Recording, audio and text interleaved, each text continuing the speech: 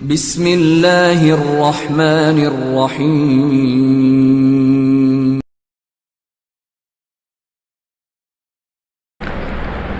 الحمدللہ رب العالمین والصلاة والسلام نبینا محمد وعلی آلہ وصحبہ اجمعین اما بعد وقال اللہ تعالی فی القرآن المجید والفرقان الحمید فاعوذ باللہ من الشیطان الرجیم بسم اللہ الرحمن الرحیم وما ارسلناک الا رحمۃ للعالمین۔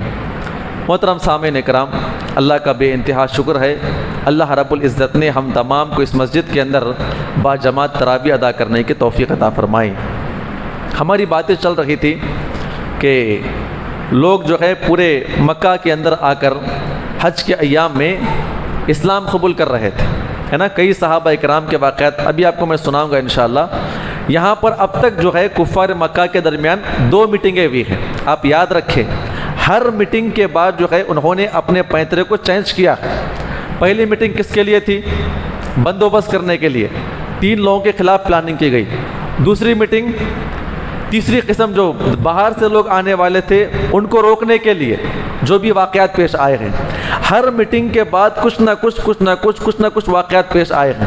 جب تک آپ کفار مکہ کی میٹنگ اور اس کے بعد کے واقعات، میٹنگ اس کے بعد کے واقعات، تب تک آپ اپنے ذہن کے اندر نہیں رکھیں گے، اس وقت تک ہم کو سیرت سمجھ میں نہیں آئے گی۔ واقعات آپ کو یاد رہ جائیں گے، یہ واقعہ ایسا پیش آیا، ویسا پیش آیا، یہ واقعہ کیوں پیش آیا، اس کا جواب دینے کے لیے ان کی میٹنگ اور خاص طور پہ عرب کے حالات اور عرب کے قوانین جاننا ضروری ہے، ورنہ سیرت رسول کے اوپر بہت زیادہ اختلاف کیا گیا ہے، سازشیں کی گئی ہے، الزامات لگائے گئے ہیں۔ اسی الزامات میں اللہ کے نبی نے چھوٹی بچی سے کیوں شادی کیا، ہے نا، الزامات۔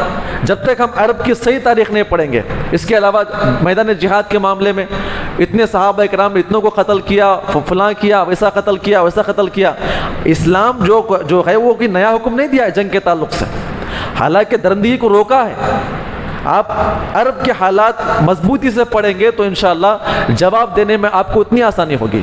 تو لہٰذا آپ کوشش یہ کریں کہ عرب کے حالات جیسے گزر رہے ہیں اس کے مطابق سیرت کو سمجھیں انشاءاللہ۔ ہم یہاں پر بیٹھ کر اگر ہم اپنے اعتبار سے سنیں گے، سوچیں گے تو ہم سیرت نہیں سمجھ پائیں گے۔ سیرت تو یاد ہو جائیں گی ہمیں، لیکن ہم صحیح طریقے سے جواب نہیں دے پائیں گے۔ لوگ جو ہے دور سے کیا ہے آ کر اسلام قبول کر رہے تھے، مکہ میں، اکاس بازار میں، ذوالمجاز میں، مجنہ میں، جہاں پہ کاروبار کیا کرتے تھے، اور کاروباریوں کے ذریعے سے اسلام کی باتیں پورے دنیا کے اندر پھیلنے لگ گئی تھی، ہے نا۔ کوئی بھی یہ لوگ کرتے ہیں نا، ہمارا آدھا کام یہ کیا کر دیتے ہیں، آسان کر دیتے ہیں۔ کیا کہہ رہے تھے؟ ہمارے علاقے میں کون آیا ہے؟ ایک آدمی اپنے آپ کو نبی کہتا ہے، اس کے پاس آسمان سے کتابیں آتی ہیں۔ یہ کون کہہ رہے تھے؟ خود دشمن کہہ رہے تھے۔ لوگوں کو روکنے کے لیے 70-80% یہی خود کام کیا ہے اللہ کے نبی کے بارے میں کر رہے تھے۔ اور جتنی چالیں اس دنیا کے اندر گڑی جاتی ہے، اس میں صرف اسلام کا منافع ہوتا ہے۔ شرط یہ ہے کہ ہم صحیح طریقے سے دیکھ لیں اسے۔ تو خیر، ایک اور صحابی رسول کے بارے میں ہمیں ذکر ملتا ہے جو کہ قبیلہ دوس کے رہنے والے ہیں، اپنے تمام لوگوں کے ساتھ حج کرنے کے لیے قبیلہ دوس سے آئے، اور یہ قبیلہ دوس کے بہت بڑے سردار تھے، اور ان کی وہاں پر حکومت چلا کرتی تھی، یہ فیصلے کیا کرتے تھے۔ اور اس قبیلے کے سب سے معزز اور سب سے باعقل آدمی یہی صاحب رسول تھے، جن کا نام کیا تھا؟ حضرت طفیل بن عمرو الدوسی۔ اب ان کے بارے میں تھوڑا آپ جان لیں، یہ بڑے اہم صاحب رسول ہیں۔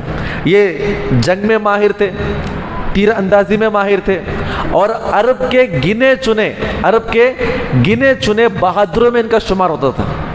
اور چوتھی بات بیان کی گئی ہے کہ یہ عرب کے گنے چنے شاعروں میں مشہور تھے، عربی زبان کے بڑے ماہر، عربی زبان کے ادیب تھے یہ، جسے انشا پرداز کہتے ہیں، جو شعر شاعری لکھ کر الگ پیتروں سے پیش کرنے والے، یہ بہت بڑے مشہور تھے۔ ان کی خوبی ایک اور چیز بیان کی گئی ہے کہ ان کے گھر کے اندر ہانڈیاں جو ہے ہمیشہ چولہے کے اوپر رہا کرتی تھی، ان کے بارے میں بتایا گیا ہے کہ ہمیشہ لوگ ان کے گھر کے اندر مہمان بنا کرتے تھے۔ کوئی آدمی اس علاقے کے اندر آیا، کھانا کہاں پر ہے، لوگ لا کے طفیل کے گھر پہ چھڑا کرتے تھے، ان کے گھر پہ کھائیے آپ، اور سب کے درمیان اعلان کر دیا تھا جو بھی کھانا ہے میرے گھر پہ آگے کھا سکتے ہیں، اور ہمارے علاقے کے اندر کوئی بھی کیا ہے بھوکا نہیں سوئے گا۔ مسافر آتے، قافلے والے آتے، اور لوگ امن و امان حاصل کرنے کے لیے آتے، کچھ مشورہ طلب کرنے کے لیے آتے، کوئی معاملہ پیش کرنے کے لیے آتے، فوراً کھانے بٹھا دیا کر، پہلے کھانا کھائیے بعد میں بات کریں گے۔ یہ بڑے مہمان نواز صاحب رسول تھے۔ عرب کی مہمان نوازی میں ان کا ایک اعلیٰ مقام تھا، اور ان کے قبیلے کی ایک دو خوبیاں بیان کی گئی ہیں۔ پہلی خوبی یہ ہے کہ ان کے قبیلے والے جو ہے پورے مضبوط قلعے کے اندر محفوظ تھے۔ یہ عرب کی ایک زمین کا خطہ میں آپ کے سامنے پیش کر رہا ہوں، کیونکہ آج اسی بیس پہ ہمارے کئی جو ہے قلعے بنے ہوئے ہیں۔ کیا معاملہ تھا؟ عرب کے اندر وہ قبیلہ، وہ علاقہ مضبوط مانا جاتا جس علاقے کو کیا ہے چاروں طرف سے دیواریں گھیر لی ہو، یعنی آبادی اپنے اندر ہو۔ مثال کے طور پر ہمارا یہ پورا علاقہ ہے، یہ کب مضبوط ہوگا؟ جب اس کے چاروں طرف سے کیا ہوں گے ہمارے لیے؟ دیواریں ہوں گی، قلعے ٹائپ دیواریں ہوں گی، اس کا ایک بڑا دروازہ ہوگا، اور دروازے میں داخل ہونے کے لیے سردار کی یاد درود پڑا کرتی تھی۔ اور آج جتنے بھی ہمارے قلعے ہیں نا، جہاں تاریخی قلعے آپ دیکھ لیجئے، وہی معاملہ تھا۔ بادشاہ کا گھر، محل اپنی جگہ، قلعہ اپنی جگہ، پھر رہنے والے پورے گاؤں والے اپنی جگہ، اس کے بعد ایک بڑا دروازہ ہوا کرتا تھا، اسی بیس پہ بنا کرتے تھے۔ اور جس علاقے کو چاروں طرف سے یہ دیوار لگی کرتی تھی، اس کے لیے ایک مضبوط قلعہ ہوا کرتا تھا۔ ان کے بارے میں کہا کرتے تھے کہ ان سے جنگ کرنا مشکل ہے، ان سے جنگ کرنا مشکل ہے۔ اور دوسری خوبی یہ ہے کہ چاروں طرف سے جو پانی ہے پہاڑوں سے بہہ کر کہاں پر آیا کرتا تھا؟ ان کے قبیلے میں آیا کرتا تھا، اور قبیلے کے پاس ایک بڑا بت کھڑا ہوا تھا جس کا نام کیا تھا؟ ذو الشرا۔ نام کیا تھا؟ ذو الشرا، یہ اس قبیلے کے بت کا نام ہے۔ اور جہاں پہ بت رکھا ہوا تھا ایک بڑا گڑھا انہوں نے کھود دیا تھا، اس زمانے کے اعتبار سے جو جھیل ٹائپ ہوتا ہے کھود دیا تھا۔ پہاڑوں سے پانی جب نیچے اترتا بت کو لگ کر وہاں جمع ہو جاتا تھا، تو لوگ کیا کرتے تھے؟ اس پانی کو تبرک کے لیے پیا کرتے تھے۔ ہے نا ہمارے پاس آج فلاں گوڑی کا پانی ہے، فلاں کا پانی ہے، فلاں درگاہ کے پاس کیا درخت لگا ہوا ہے، اس کا بابرکت ہوتا ہے، وہاں پر بنگڑے وغیرہ لوگ کیا کرتے؟ باندھتے ہیں نا۔ تو اس زمانے کے اندر ان کا عقیدہ کیا تھا کہ جو پانی آسمان سے اتر کر بہہ کر اس بت کو لگ کر نیچے گرتا ہے، وہ پانی بڑا پاک ہوتا ہے۔ عبرت کے لیے لوگ پانی پیا کرتے تھے، بیمار ہے پانی پیا کرتے تھے، اور جیسے آج ہمارے پاس زمزم ہے نا، ویسا بابرکت ان کا پانی ہوا کرتا تھا۔ ان کا ایک عقیدہ یہ تھا کہ اگر کوئی انسان جو ہے اس پانی کے اندر کوئی داخل ہو جائے، تیرے یا نہ ہے، تو ان کے بارے میں ایک عقیدہ مشہور تھا کہ یہ بت ان کو ختم کر دیتا ہے۔ بجلی آسمان سے آتی ہے، اسے ہلاک و برباد کرتی ہے، لہٰذا کوئی بھی آدمی جو ہے اس کے قریب نہ جاتا، اگر جاتا تو بالکل پاؤں وغیرہ پڑتے ہوئے سجدہ کرتے ہوئے اس کا پانی پیا کرتا تھا۔ یہ ان کے حالات تھے۔ طفیل بن عمرو الدوسی یہ کہتے ہیں کہ میں اس بتوں کی پوجا کرنے والا، میرے پورے خاندان والے وہاں پر موجود تھے، اور جب میں وہاں سے حج کرنے کے لیے آیا تو سب سے پہلے وہی قافلہ ملا۔ کن کا؟ ابو جہل وغیرہ لوگوں کا۔ کہا کہ اے طفیل بن عمرو الدوسی، آپ کو ہم استقبال کرتے ہیں، آپ خوش آمدید اندر داخل کرتے ہیں۔ اس کے بعد کہتے ہیں کہ آپ کی طبیعت کیسی ہے، آپ کا سفر کیسا رہا۔ اصل بات آپ کو بتانی یہ ہے کہ ہم آج تک یہاں پر نہیں آئے ہیں، لیکن آپ کے استقبال کے لیے اس لیے آئے ہیں کہ ہمارے پاس ایک آدمی ہے جو کیا کہتا ہے اپنے آپ کو؟ نبی کہتا ہے۔ دیکھیے اللہ کے نبی کا پورا کام یہی کر رہے ہیں، اور جتنے بھی لوگ آ رہے تھے سب کو بتا رہے ہیں نبی بن چکے ہیں، نبی بن چکے ہیں، نبی بن چکے، بات مت مانے۔ حالانکہ اللہ کے نبی کچھ نہیں کر رہے تھے، اب قرآن سنانا صرف اللہ کے نبی کا کام تھا، اور جتنے بھی لوگ آتے تھے یہ دشمن پورا کام کر کے دیتے ہیں۔ لیکن ہمارے مسلمانوں میں کیا ہے؟ بس سنے اللہ کے نبی کے بارے میں کچھ برا کہا گیا ہے، پیر جلاتے ہوئے لوگوں کو کیا ہے ہڑتال کرتے ہوئے نظر آتے ہیں ہم لوگ۔ یہ سب ہماری بیوقوفی ہے۔ اس موقع کو اچھی غنیمت جان کر اگر آپ صحیح طریقے سے استعمال کریں گے، لوگ خود بخود اسلام میں داخل ہو جائیں گے۔ تو خیر طفیل بن عمرو الدوسی کہتے اتنا کہنے کے بعد میں اس آدمی سے بچ رہا تھا۔ جب بھی کعبۃ اللہ کے پاس آتا، طواف کرتا، وہاں پہ اللہ کے نبی نماز پڑھا کرتے تھے۔ ایک مرتبہ دیکھا کہ وہ نماز پڑھ رہے تھے، قرآن کی تلاوت کر رہے تھے، میں وہاں سے چھپ کر بھاگ رہا تھا۔ میرے دل کے اندر خیال آیا کہ طفیل تو اتنا بڑا آدمی ہے اور عرب کا گنا چنا شاعر ہے، عرب کے زبان سے تو واقف رکھنے والا ہے، تو ڈر کے یہاں سے بھاگ رہا ہے، بھاگنے کی کیا ضرورت ہے؟ پہلے سن تو لے اور ان کے بارے میں مان تو لے، جان تو لے، یہ کیا پیش کرتے ہیں؟ اگر اچھی بات لگی تو مان لیں گے ورنہ چھوڑ دیں گے۔ کہتے ہیں کہ میں نے اپنے کانوں سے روئی کو نکالا اور بالکل اللہ کے نبی کے قریب پیچھے جا کر بیٹھ گیا آپ کے کلام کو سننے کے لیے۔ نبی صلی اللہ علیہ وسلم قرآن کی تلاوت کر رہے تھے، وہاں پہ نماز پڑھ رہے تھے. قرآن کی تلاوت کرنے کے بعد یہ دور نکل گئے، یہ وہیں پر بیٹھے ہوئے اس کے بارے میں سوچ رہے تھے. اللہ کے نبی ان کے سامنے سے نکل گئے، پھر پیچھے پیچھے آئے، اللہ کے نبی گھر کے اندر داخل ہو گئے. اس کے بعد پورا واقعہ بیان فرمایا کہ آپ کے ساتھی جو ہے ہمیں اس طرح کی باتیں کر رہے تھے اور مجھے آپ کا کلام مجھے اچھا لگا ہے، آپ مجھے وہ کلام پیش کریں. اللہ کے نبی صلی اللہ علیہ وسلم نے ان کے سامنے سورہ نجم کی تلاوت فرمائی، انہوں نے وہیں پہ اسلام قبول کر لیا. اسلام قبول کرنے کے بعد کہتے ہیں کہ اللہ کے نبی میں بڑا سردار ہوں، وقت کا بڑا سردار ہوں، میں چاہتا ہوں کہ دین کہاں پر پہنچے، وہاں پر پہنچے تاکہ آپ مجھے یاد دیں، میں جا کے وہاں پہ دین کا کام کروں گا. اللہ کے نبی صلی اللہ علیہ وسلم نے ان کو بٹھا کر قرآن کی تلاوت بتائی. پہلے آپ علم حاصل کریں، اس کے بعد آپ دعوتی کام کریں. وہ صاحب رسول کہتے ہیں کہ جتنے دن وہاں پر میں تھا اللہ کے نبی سے قرآن سیکھتا رہا اور علم حاصل کرتا رہا. اس کے بعد جب میں وہاں سے نکل رہا تھا تو اللہ کے نبی صلی اللہ علیہ وسلم سے کہا کہ اللہ کے نبی صلی اللہ علیہ وسلم میں آنے سے پہلے اسی بت کی پوجا کیا کرتا تھا، اب میں جا کر کہوں گا کہ آپ اس بت کو چھوڑ دیں، آپ اس بت کو چھوڑ دیں تو لوگ میری بات کو نہیں مانیں گے. کرنا کیا ہے؟ اے اللہ کے نبی کوئی ایسی نشانی بتائیے جس کی بنا پہ ان کے سامنے میں نشانی پیش کر سکوں. آپ غور کریں، اللہ کے نبی صلی اللہ علیہ وسلم نے بیان فرمایا کہ آپ جائیے، انشاءاللہ وہ نشانی آپ کے اوپر ظاہر ہو جائے گی. وہ اپنے مکہ سے نکل گئے، بالکل پہاڑوں کا سفر کرتے ہوئے جب اپنے آخری علاقے کے پاس پہنچے، بڑا پہاڑ کے اوپر چڑھ کے ان کو نیچے اترنا ہے، وہاں پہ ان کا علاقہ موجود ہے، تو کہہ رہے تھے کہ اب تک کوئی نشانی نہیں آئی ہے. جب میں نیچے اتر رہا تھا تو اچانک کیا ہے، روشنی میرے سر کے اوپر سے نکلنے لگی. اندھیرا راستہ تھا نا، روشنی میرے سر کے اوپر سے نکلنے لگی، پورا علاقہ روشن ہو رہا تھا. میں نے اللہ سے دعا کیا، ہے میرے پروردگار یہ کیا علامت ہے؟ اگر میں ان کے سامنے روشنی پیش کروں گا یہ علامت ہے اللہ کے نبی آ چکے ہیں، لوگ میرا مذاق اڑائیں گے اور کیا کہیں گے کہ اے طفیل تو ہمارے معبودوں کو چھوڑنے کی بنا پر کیا ہوا ہے، تجھے یہ نشانی ملی ہوئی ہے اور یہ تیرے لیے عذاب کا باعث ہے. اے اللہ میں تجھ سے دعا کرتا ہوں کہ یہ روشنی میرے ماتھے سے نکل کے کہاں پر آ جائے، میرے لاٹھی کے اندر آ جائے. دعا کرنے کے بعد روشنی نکل کر سیدھا ان کے لاٹھی کے اندر آ جاتی ہے اور نکل گئے. آپ غور کریں، ان کو کہا جاتا ہے ذو النور. کیا کہا جاتا ہے ان کو؟ ذو النور. اس صحابی رسول کا ایک لقب ہے، نور والے صحابی. یہ اللہ تعالیٰ کی طرف سے نور دیا گیا تھا اور وہ جو ہے لاٹھی کے اندر آ کر پورا نور داخل ہو گیا. ہمیشہ نظر نہیں آتا تھا. جب بھی ان کے سامنے توحید کی بات کرتے کہ آپ توحید کو قبول کر لیں، بتوں کا انکار کرے، قوم پوچھتی کیا آپ کے پاس دلیل کیا ہے، لکڑی دکھاتے، اس کے اندر سے روشنی نکلا کرتی تھی. لوگ یقین نہیں کر پاتے تھے. خیر پہاڑ کے اوپر سے نیچے اتر کر جب اپنے قوم کے اندر داخل ہو گئے، باپ استقبال کرنے کے لیے آیا، کہا کہ دور رہیے آپ مجھ سے، آپ کافر ہیں، میں مسلمان ہوں، آپ کا میرا رشتہ کچھ بھی نہیں ہے آج سے. کہا بیٹا کیا بات ہے؟ کہا کہ میں اسلام قبول کر چکا ہوں، میں دین کے اوپر داخل ہو چکا ہوں. کہا کہ میں بھی وہ دین قبول کر لوں گا. باپ نے استقبال کرنے کے لیے آیا تو وہ بھی دین قبول کیے. جب گھر کے اندر داخل ہو گئے تو بیوی ملاقات کرنے کے لیے آئی تو کہا کہ تو دور رہے مجھ سے، کہا کہ تیرا میرا تعلق آج سے کچھ بھی نہیں ہے، میں نے اسلام قبول کیا ہے، تو میری بیوی نے، میں تیرا شوہر نہیں. آپ غور کریں، بیوی کہتی ہے کہ اے استاد، اے سرتاج یہ کیا ہوا ہے، آپ نے کون سا دین قبول کیا ہے؟ اگر ایسی بات ہے تو مجھے بھی آپ دین بتائیے. کہا کہ شرط ہے. کا شرط کیا ہے؟ تو یہاں سے جائے گی، جو ذو شراب بت ہے نا جس کے نیچے پورا پانی جمع ہوا ہوتا ہے، وہاں جا کر پانی نہائے گی. کیا نہائے گی؟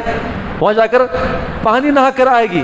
وہ کہتی ہے کہ اے ہمارے شوہر اگر نہاؤں گی تو میں ہلا کو برباد کر دی جاؤں گی، وہ بت جو ہے ہمارے اوپر بجلی گرا کے ہم کو مار دے گا. کہا کہ اس کی کوئی اوقات نہیں ہے، جا کے نہا کر آؤ، میں دیکھتا ہوں وہ کیسا کرے گا. وہ ڈرتے ہوئے ان کی بیوی گئی اور جا کر اس پورے تالاب کے اندر ڈبکی لگا کر نہا کر واپس آئی. پھر اس کے بعد انہوں نے اسلام قبول کیا. تو ان کے گھر والوں کے اندر ان کے باپ، ان کی بیوی اسلام قبول کی اور پورے علاقے والے جو ہے ان کی باتوں کا انکار کیا، ان کی باتوں کا انکار کیا. صرف ایک صحابی رسول اسلام قبول کیا. نام کیا تھا ان کا؟ حضرت ابو ہریرہ. کیا نام ہے؟ ابو ہریرہ. صرف ایک ہی صحابی ہے پورے علاقے کے اندر، یہی صحابی اسلام قبول کیے. اس کے بعد ضماد الازدی، میں نے ایک مرتبہ پیش کیا تھا نا خطبے کے اندر واقعہ، یہ اللہ کے رسول کے جگری صحابی تھے، صحراؤں میں رہا کرتے تھے، جھاڑ پھونک کیا کرتے تھے. جب آئے تو لوگ کہتے ہیں کہ اے ضماد آپ اندر نہ جائے. وہاں پر ایک آدمی جو محمد اپنے آپ کو کیا کہتا ہے، نبی کہتا ہے، آپ اس کی بات نہ سنیں. انہوں نے کیا کہا تھا؟ ارے وہ تو میرا جگری دوست ہے، کہاں ملے گا وہ، ابھی میں اس کے علاج کر لیتا ہوں. تو لوگ کیا ہے خاموش ہو گئے، کیونکہ یہ بڑے جھاڑ پھونک کرنے والے تھے اور ان کا ایک بڑا مقام تھا اپنے عرب کے اندر. جب اللہ کے رسول صلی اللہ علیہ وسلم سے ملاقات کرنے کے لیے آئے, کیا دیکھتے ہیں کہ آپ بچوں کے ساتھ کھیل رہے تھے, اسلام کی تعلیم دے رہے تھے, انہیں اٹھا اٹھا کے سلام کر رہے تھے. لوگ کہتے ہیں کہ پاگل ہو چکے ہیں, جن پکڑ چکا ہے, فلاں ہے فلاں ہے. اللہ کے نبی کو دوسرے دیکھا, کہا کہ اے محمد صلی اللہ علیہ وسلم. اللہ کے نبی مڑ کر دیکھتے ہیں تو آئے ذمات آپ یہاں پر. کہتے محمد آپ نے مجھے پہچانا؟ کہا کیسے نہیں پہچانیں گے آپ کو, ہماری اور آپ کی دوستی بڑی مضبوط ہوا کرتی تھی. خیر دونوں دوست آپس میں ملاقات کرے اور محبت سے بات کرنے لگے. تو ذمات کہتے ہیں کہ اللہ کے نبی, آپ کی قوم کہتی ہے کہ آپ پاگل ہو چکے ہیں, آپ کے پاس جن آتا ہے, اگر ایسی بات ہے تو میں آپ کا علاج کرتا ہوں. جھولا نکال کے کھوپڑی آپ نے ہاتھ میں لیے. اللہ کے نبی مسکرا کر کہتے ہیں کہ اے ذمات, آپ میرا علاج کریے, لیکن پہلے آپ میری بات تو سنیں. کہا ایسی بات ہے؟ تو سب چیزیں نیچے رکھ کر سنتے ہیں. قرآن کی تلاوت کیے, تقریباً 3 مرتبہ کہتے ہیں کہ اور ایک مرتبہ سنائے, اور ایک مرتبہ سنائے. اس کے بعد اسلام میں داخل ہو گئے. اور یہ صاحب رسول خود بھی اسلام قبول کرے اور کہتے ہیں کہ میرے پورے علاقے کی طرف سے میں اسلام لانے کا وعدہ کرتا ہوں, اور آپ وعدہ کیجئے اب ہمارے علاقے میں آئیں گے تو کیا کریں گے, ہمارے لوگوں کو اسلام کی دعوت دیں گے. یہ خود جا کے وہاں پہ اسلام قبول کرتے ہیں. یمن سے ابو موسیٰ اشعری, مشہور صحابی رسول, کئی صحابہ کرام جو ہے دور دراز سے آ کر اسلام کو قبول کر رہے تھے. یہ ان کی میٹنگ بھی ناکام ہو چکی تھی. تقریباً یہاں پہ کتنے سال, 4 سال مکمل ہو چکے تھے. کتنے سال, 4 سال. ابھی کتنے سال باقی ہے, 3. شروع کے 3 سال سری دعوت, جہری دعوت میں اتنے پورے سارے واقعات. صحابہ کو مارا, غلام صحابہ کو مارا گیا, روکا گیا. پھر اس کے بعد اپنے قبیلے کے لوگ جو اسلام قبول کرتے ان کو مارا, روکا گیا. پھر اس کے بعد باہر سے آنے والے ان کو مارا, روکا گیا. لیکن یہ لوگ اسلام قبول کر رہے تھے. اور پورے عرب کے اندر یہ باتیں پھیل چکی تھی کہ ایک آدمی اپنے آپ کے لیے نبی ہونے کا دعویٰ کرتا ہے. ان کا یہ کام بھی پلان فیل ہو گیا. جب 5ویں سال میں داخل ہو گئے, یہ لوگ اور زبردستی کر رہے تھے. صحابہ اکرام کو جا بجا مار رہے تھے, بائیکاٹ کر رہے تھے, عجیب و غریب حرکتیں کر رہے تھے. اللہ کے نبی صلی اللہ علیہ وسلم نے صحابہ اکرام کو ہجرت کرنے کا حکم دیا. اب آپ غور کریں, یہاں پہ 2 مرتبہ ہجرت بھی ہے. کتنی مرتبہ؟ ہم صرف 1 مرتبہ سمجھتے ہیں ہجرت بھی ہے. اصل میں حبشہ کی طرف 2 مرتبہ ہجرت بھی ہے. ایک 5ویں سال بھی ہے, ایک 7ویں سال بھی ہے. 5ویں سال میں مختصر صحابہ اکرام گئے تھے. ان میں کون تھے؟ عثمان غنی, تقریباً 11 بڑے صحابہ اکرام. اس کے بعد 4 خواتین. کتنے؟ 4 خواتین. یہ تمام کے تمام لوگ جو ہے کفار مکہ کی نگاہوں سے بچنے کے لیے چھپتے چھپاتے 2 کرتے ہوئے یہ لوگ کیا کر رہے تھے, وہ بندرگاہ کی طرف نکل رہے تھے. شپ سے جہاں پہ نکلتے ہیں وہاں پہ نکل رہے تھے. جب ساحل سمندر تک یہ لوگ پہنچے, چھپ چھپ کر تقریباً 11 صحابہ کرام اور 4 خواتین ان کے ساتھ, اور عثمان غنی کے ساتھ اللہ کے نبی کی بیٹی بھی موجود تھی, یہ بھی چلے گئے تھے وہاں پر. جب کفار مکہ کو معلوم پڑا, انہوں نے لوگوں کو بھیجا پکڑنے کے لیے. تب تک یہ لوگ کیا ہو گئے, اپنے جہاز کے اندر بیٹھ کے نکل گئے تھے. اللہ کے نبی نے ان کو حبشہ کی طرف جانے کا حکم دیا تھا. حبشہ یہ صحابہ کرام پہنچ کر زندگی بسر کرنا شروع کر دیے. اب یہاں پر آپ غور کریں, ایک مرتبہ اللہ کے نبی صلی اللہ علیہ وسلم جو ہے مکہ میں بیٹھ, کعبۃ اللہ میں بیٹھ کے قرآن کی تلاوت کر رہے تھے. پورے کفار مکہ جو ہے آ کر قرآن سن رہے تھے. اب تک یہ سب لوگ روک رہے تھے نا, اب سن رہے تھے کیا بولنا چاہتے ہیں, کیا پڑھ رہے ہیں, سننے کے لیے آ گئے. صحابہ اکرام بھی تھے, اللہ کے نبی پڑھ رہے تھے کعبۃ اللہ کے اندر, اور سارے کفار مکہ اکثر و بیشتر, صرف وہاں پر ابو جہل موجود نہیں تھا. کون نہیں تھا؟ ابو جہل کے علاوہ اکثر بڑے بڑے لوگ بیٹھ کے قرآن سن رہے تھے. اللہ کے نبی نے سورہ نجم کی تلاوت فرمائی, اور اللہ کے نبی کے پڑھنے کا انداز امی عائشہ بیان فرماتی ہے, آپ اتنا کھلا کھلا اور ایسے الفاظ کی ادائیگی سے آپ قرآن کی تلاوت کیا کرتے تھے کہ آپ جب قرآن کی تلاوت کرتے, گننے والا جو ہے الفاظ کو گنا کرتا تھا. اتنے سکون سے آپ نماز پڑھا کرتے تھے اور تلاوت کیا کرتے تھے, اور وہ بھی اللہ کے نبی تلاوت کر رہے ہو. تو کہتے ہیں سورہ نجم آپ نے مکمل تلاوت فرمائی. جب آخر میں آپ نے پہنچا, وَاسْجُدُوا لِلَّهِ وَعْبُدُوا لِلَّهِ وَاسْجُدُوا, اس طرح کے الفاظ قرآن کے اندر بیان کیے گئے. قرآن کی آیت کریمہ ہے, جب اس آیت کریمہ کے اوپر پہنچے, پوروں کے اوپر دقت طاری ہو گئی تھی. اللہ کے نبی نے کیا کیا, یہاں پر سجدہ کیا. سجدہ کرنے کے فوری بعد جو ہے تمام کے تمام کفار مکہ بھی سجدہ کیے اور صحابہ کرام بھی سجدہ کیے. ان کو معلوم نہیں تھا کہ ہم کیا کر رہے ہیں. قرآن کی تاثیر اسی چیز تھی.